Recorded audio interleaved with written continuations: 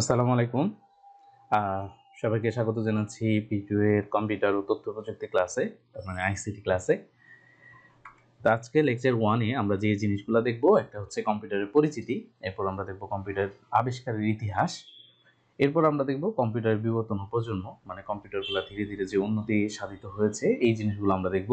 এরপর আমরা দেখব কম্পিউটারের প্রকারভেদ, বিভিন্ন প্রকার কম্পিউটার সম্পর্কে আমরা জানবো, এবং সবশেষে আমরা জানবো যে এই তথ্য প্রযুক্তি বা কম্পিউটার রিলেটেড বড় বড় প্রতিষ্ঠান যেগুলো আছে সেই প্রতিষ্ঠানগুলো সম্পর্কে আমরা কিছু জানার চেষ্টা করব।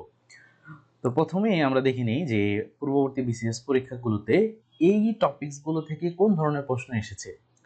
তো প্রথমেই যে প্রশ্নটা ছিল 19তম বিসিএসে যে কম্পিউটার সফটওয়্যার জগতে নামকরা প্রতিষ্ঠান কোনটি, এবং 35তম বিসিএসে আরেকটি প্রশ্ন এসেছে যেটা ওরাকল কর্পোরেশনের প্রতিষ্ঠাতা কে।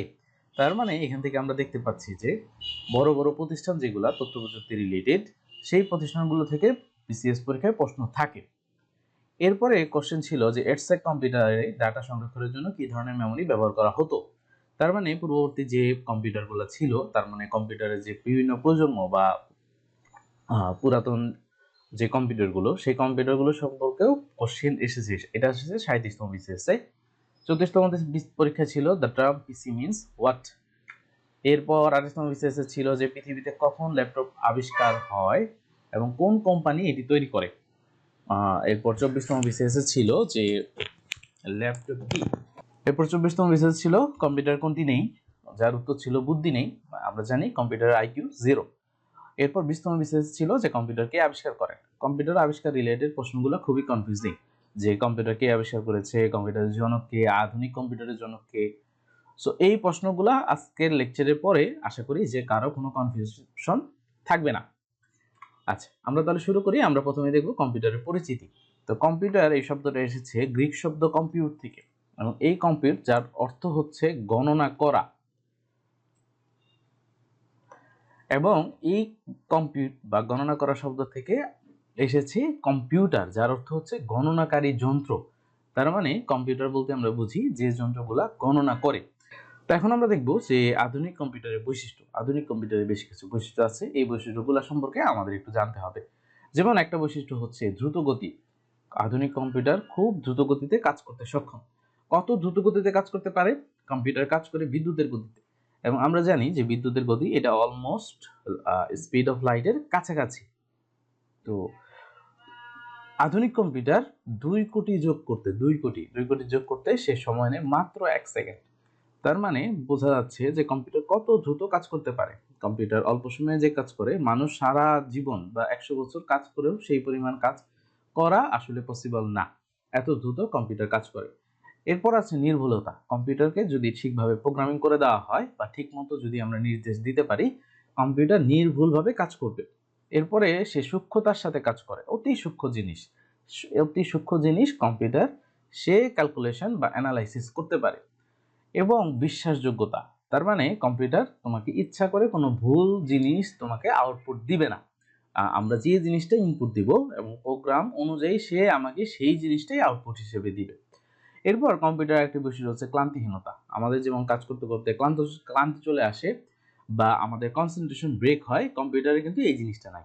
সে কাজ করতেই থাকবে একই রকম কনসেন্ট্রেশন নির্ভুলতার সাথে কম্পিউটার কাজ করতে থাকে। স্মৃতিশক্তি, একটু আগে যেহেতু একটা কথা আমি বলেছি যে কম্পিউটারের বুদ্ধি নাই, তার মানে কম্পিউটার আইকিউ হচ্ছে 0, এটা আমরা দেখব। কম্পিউটার আইকিউ হচ্ছে 0, কিন্তু সে যেহেতু একই কাজ বারবার করতে পারে, তার মানে সে এই কাজগুলাকে তার স্মৃতিতে ধারণ করে। তার মানে অনেকটা মুখস্থের মতো, তার হার্ড ডিস্ক বা মেমোরিতে যে জিনিসগুলো দেওয়া থাকে সেইগুলো ধারণ করে এবং সেই অনুযায়ী সে কাজ করে। কম্পিউটারের একটা বৈশিষ্ট্য হচ্ছে স্বয়ংক্রিয়তা। আমরা যদি তাকে প্রোগ্রামিং করে দিতে পারি, সে স্বয়ংক্রিয়ভাবে সেই কাজগুলা করতে পারে। কম্পিউটার যুক্তিগত সিদ্ধান্ত নিতে পারে। সে তার ইনপুট বা আমরা যদি ঠিকভাবে তাকে নির্দেশ দিতে পারি, সেই অনুযায়ী সে যুক্তিগত সিদ্ধান্ত সে গ্রহণ করতে পারে।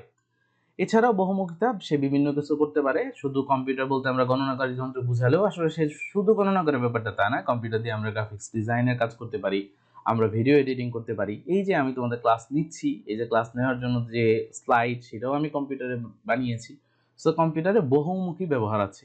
এবং কম্পিউটার আরেকটি বৈশিষ্ট্য হচ্ছে যে কম্পিউটারের অসীম জীবনী শক্তি আছে। অসীম জীবনী শক্তি বলতে আসলে আমরা কি বুঝি? মানুষের একটা নির্দিষ্ট জীবনী বা একটা লাইফ স্প্যান থাকে, যে হয়তো 60-70 বছর পরে আমরা মারা যাচ্ছি, এটাই আমাদের জীবন। বাট কম্পিউটারের ক্ষেত্রে এটা নাই। এখন বলতে পারেন যে কম্পিউটার তো নষ্ট হয়ে যায় না, এটা আসলে নষ্ট হওয়ার সাথে না। কম্পিউটার মূলত চলে প্রোগ্রামের উপর ভিত্তি করে, প্রোগ্রাম বা সফটওয়্যার।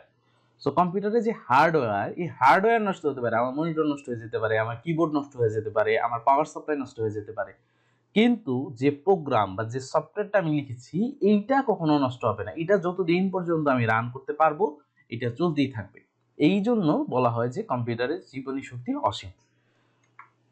তো এটা আমরা অলরেডি দেখে ফেলেছি। কম্পিউটার আইকিউ হচ্ছে 0। কম্পিউটার যতই কাজ করতে পারুক, আমরা জানি যে কম্পিউটার খুব দ্রুত অনেক কাজ করতে পারে, বাট তার নিজস্ব কোনো বুদ্ধি নেই। সে যে নিজের বুদ্ধি খাটিয়ে কোনো কাজ করবে এই ধরনের কোনো ক্যাপাসিটি কম্পিউটারে নেই। কম্পিউটারে সব কাজ ডিপেন্ড করে আমাদের ইনপুটের উপর। আমি যখন একটা কিছু ইনপুট দিব তখন কম্পিউটার সেই কাজটা আমাকে করে দিবে। আরেকটা জিনিস আমাদের দেখতে হবে, সেটা হচ্ছে কম্পিউটারের পারঙ্গমতা।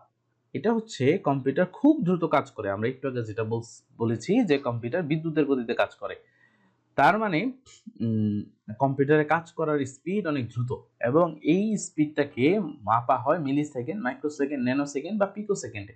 ন্যানো সেকেন্ড মানে 10⁻⁹ সেকেন্ড, তার মানে 1 কোটি ভাগের 1 ভাগ হচ্ছে ন্যানো সেকেন্ড। আর পিকো সেকেন্ড মানে হচ্ছে 10⁻12। হ্যাঁ, এই জিনিসগুলো আমরা একটু দেখে নিব যে মিলি সেকেন্ড মানে হচ্ছে 10⁻3, micro means 10⁻6, and nano means 10⁻9। এই এককগুলাতে কম্পিউটারের কাজের যে স্পিড এগুলা হিসাব করা হয়। তাহলে এতক্ষণ পর্যন্ত আমরা যা কিছু দেখলাম, যে কম্পিউটার শব্দটা এসেছে গ্রিক শব্দ কম্পিউট থেকে, যার অর্থ গণনা করা, এবং কম্পিউটার মানে হচ্ছে গণনাকারী যন্ত্র। এরপর আমরা আধুনিক কম্পিউটারের কিছু বৈশিষ্ট্য দেখলাম, যে দ্রুতগতি, নির্ভুলতা, সূক্ষ্মতা, বিশ্বাসযোগ্যতা, স্বয়ংক্রিয়তা বা অসীম জীবনী শক্তি। এই আধুনিক কম্পিউটারের এই বৈশিষ্ট্যগুলো সম্পর্কে আমরা জানলাম। এরপর আমরা জানলাম যে কম্পিউটারের আইকিউ 0, এবং কম্পিউটারের পারঙ্গমতা বা কম্পিউটারের যে হিসাব এগুলোকে মাপা হয় মিলি সেকেন্ড, মাইক্রোসেকেন্ড, ন্যানো সেকেন্ড, পিকো সেকেন্ড। এই ধরনের ইউনিটগুলোতে কম্পিউটারের কাজ করার গতি মাপা হয়। তো লেকচার 1 এর এই পার্টটা এই পর্যন্তই। দেখা হবে পরবর্তী পার্টে। আসসালামু আলাইকুম।